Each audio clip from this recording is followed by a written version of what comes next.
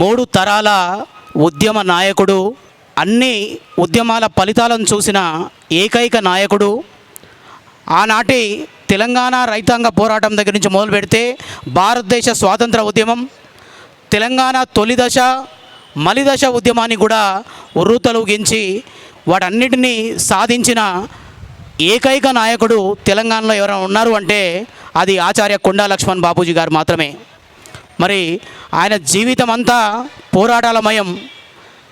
సామాజిక తెలంగాణ సాధనే ధ్యేయంగా, బడుగు బలహీన వర్గాలకు రాజ్యాధికారమే ధ్యేయంగా ఆయన తన జీవితకాలం అంతా కూడా ఉద్యమాన్నే ఊపిరిగా,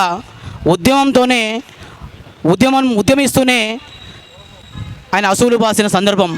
మరి అలాంటి పరిస్థితుల్లో ఈరోజు ఆయన నివసించిన ఈ జలదృశ్యంలో ఆయన విగ్రహం ముందు మనం ఈరోజు జయంతోత్సవాలను, తెలంగాణ జయంతోత్సవాలను జరుపుకుంటున్నాం.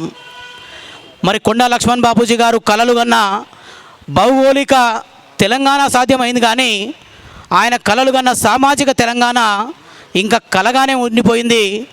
ఆయన ఉద్యమం స్ఫూర్తిగా మనకు ఆయన చూపించిన మార్గదర్శనంలో మనం దాన్ని సాధించాల్సిన అవసరం ఉంది. మరి అలాంటి గొప్ప నాయకుడిని మనం ఆయన ఉద్యమం నుంచి కూడా ఎన్నో పాఠాలు నేర్చుకోవాల్సిన అవసరం ఉంది. అలాంటి గొప్ప నాయకుడిని జీవిత చరిత్రను ఈ తరానికి అందించాల్సిన అవసరం ఉంది. కాబట్టి మేము గత కొంతకాలంగా ప్రభుత్వాన్ని ఆయన జీవిత అంశాలను, చరిత్రను పాఠ్యపుస్తకాల్లో చేర్చమని చెప్తున్నాం.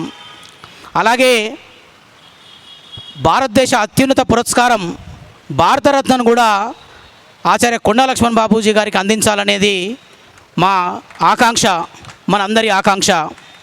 అంతేకాదు తెలంగాణ తొలి దశ, మలి దశ ఉద్యమంలో కూడా పాల్గొని తెలంగాణ సాధనకు ఆయన నివసిస్తున్న ఇంటిని తెలంగాణ ఉద్యమానికి పురిటిగడ్డ చేసిన గొప్ప నాయకుడు ఆచార్య కొండా లక్ష్మణ్ బాపూజీ. మరి ఆయన కలలు కన్నా తెలంగాణ ఈరోజు సిద్ధించింది కాబట్టి ఆయన ఆ తొలి దశ, మలి దశ ఉద్యమానికి కూడా మార్గదర్శకులు. కాబట్టి అలాంటి గొప్ప నాయకునికి తెలంగాణ జాతిపిత అనడం అనేది సవ్యమైన విషయం. కాబట్టి మేమందరం కూడా బహుజనుల తరపున రాష్ట్ర ప్రభుత్వాన్ని ఆచార్య కొండా లక్ష్మణ్ బాపూజీ గారిని తెలంగాణ జాతిపితగా గౌరవించాలని చెప్పేసి ఈ వేదిక ద్వారా కోరుతున్నాం. రాష్ట్ర ప్రభుత్వ పెద్దలు, గౌరవ ముఖ్యమంత్రి రేవంత్ రెడ్డి గారు కూడా పలు సందర్భాల్లో, పలు వేదికల మీద కూడా ఆచార్య కొండా లక్ష్మణ్ బాపూజీ గారిని తెలంగాణ జాతిపితగా అభివర్ణించడం జరిగింది. మరి ఇదే విషయాన్ని అసెంబ్లీలో ప్రత్యేకంగా తీర్మానం చేసి అధికారికంగా ఆయనను గౌరవించాలని చెప్పేసి మేము వేదిక ద్వారా కోరుతూ, ఆయన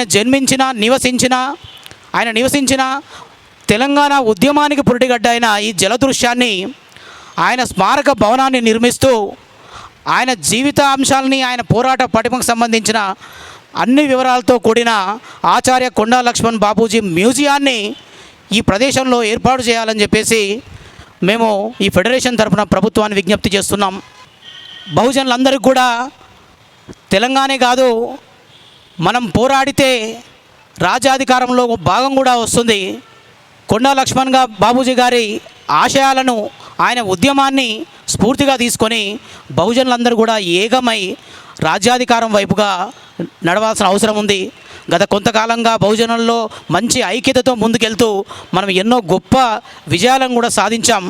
మరి ఆయన స్ఫూర్తితో ఇది అలాగే ముందుకెళ్తూ ఆయన కలలు కన్నా సామాజిక తెలంగాణ వైపు కూడా ముందుకెళ్తూ దాన్ని కూడా సాధిద్దామని చెప్పి తెలియజేస్తూ సెలవు తీసుకుంటున్నాను.